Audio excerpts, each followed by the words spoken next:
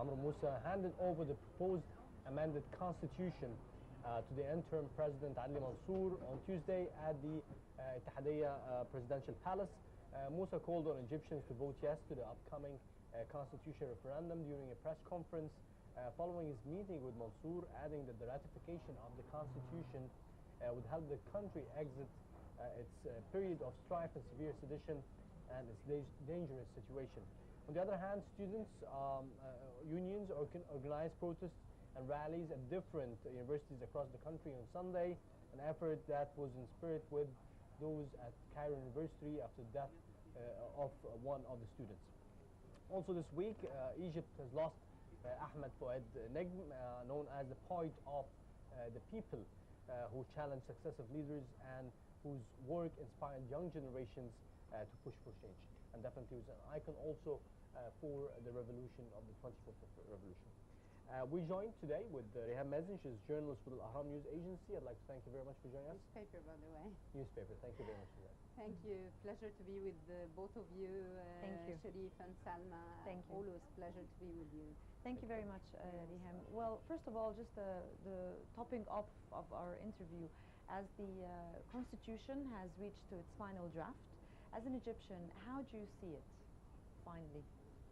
Of course, I cannot evaluate it as I didn't read every single article in it, but I can say like an overall evaluation to it, that I think even the controversial articles is less this time than the previous one in 2012. And I think we have to take it a bit seriously as Egyptians. So just a couple of weeks back, and this is the criticism for the side of the Constitution. Just 2 weeks or 3 weeks back, there was a lot of controversy around a lot of articles, and also there was disagreement within the assembly, or the 50-member assembly that was trying to draft this Constitution. And things went very softly and calmly, and all of a sudden we have a constitution in place, despite the fact that it has exceeded the timeline that was declared in the Constitution Declaration. Yeah, what do you think of that? But if we speak about that it exceeds 15 days or 10 days, I don't think it's a big time in the lifetime we are living in. But would it be regarding the roadmap, I think this is the first step to the forward steps in the roadmap. I think we have done it, and we have done it successfully, and we have to look forward for what's coming up. Yes. So my question was, would it be constitutional, the constitutionality itself of this political charter, given the timeline of the Constitution Declaration was definitely exceeded by a period of time, we would have had a referendum within the time space. Do you think this is normal? Yeah, Sharif, this question is very good, but it's not for the good person to answer on it, because I'm not a specific person to speak about laws or constitution and how it's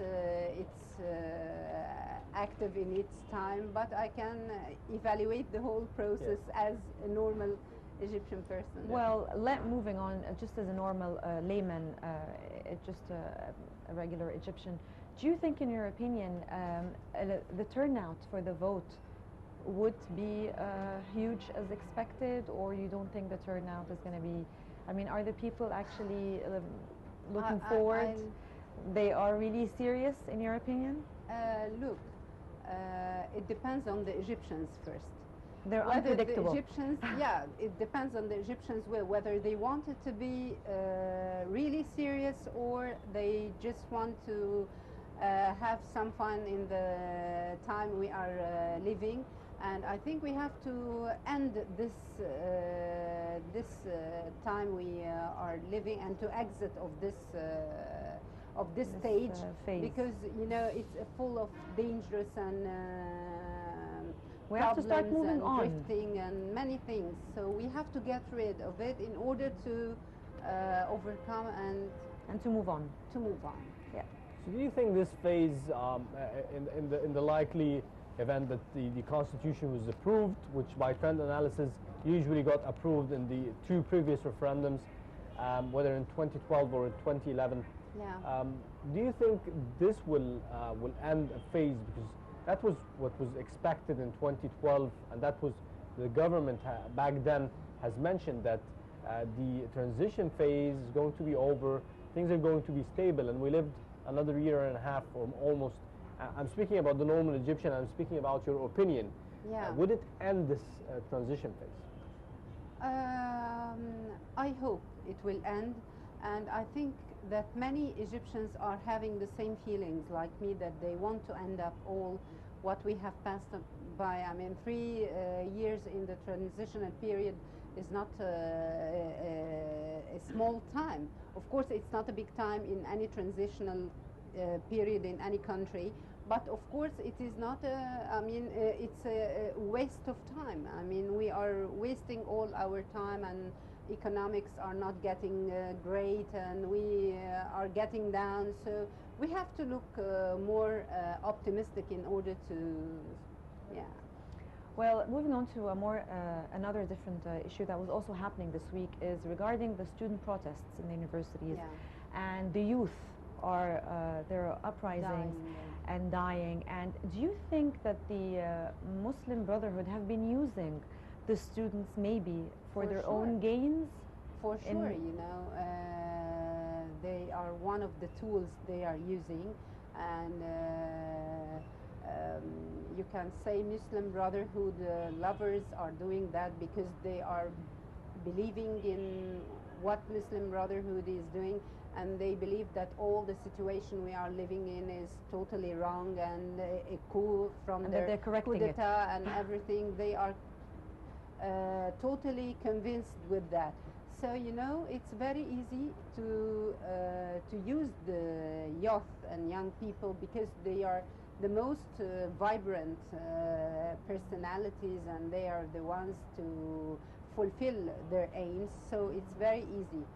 In order to overcome what is happening in these days, I think we need more awareness, even from the universities instead. Instead of just looking on the educational process, we have to have others beside. We have to have lectures, increasing awareness and increasing the understanding of the lifestyle we are living in and what we are passing by. So this is the role of the university. It should play different role than educational process only. So do you think, or what is the reason, in your opinion, that made the protesters, the student protest and maybe abandon some university activities? Is it the protest law, or is it the way that the Interior Ministry is dealing with them? I said a few minutes ago that they believe in what Muslim Brotherhood are facing these days, and they believe that what happened in society is a coup d'etat, and they believe that this is according to their beliefs. But these are the Muslim Brothers supporters. This is what you yes, mentioned. yeah. But not all of the students who all. protested are Muslim Brothers supporters. Yeah, but at least they are lovers, or they are with the current going on. But they are not just protesting in order to protest like that. But they believe in. So you believe that anyone who protested within the student unions is somewhere or another either a supporter or belongs to the Muslim Brotherhood? Unless they show another protesting, like what we have seen regarding the low protest and what it the repercussions increased from different points of view from many people. It's different, you know. Well, moving on to another important event that also happened this week, again, as we're having like an overview with you, is the death of the poet Ahmed Fouad Negm. And how do you see him as a poet and as a man, and how he's actually inspired maybe the 25th of January revolution?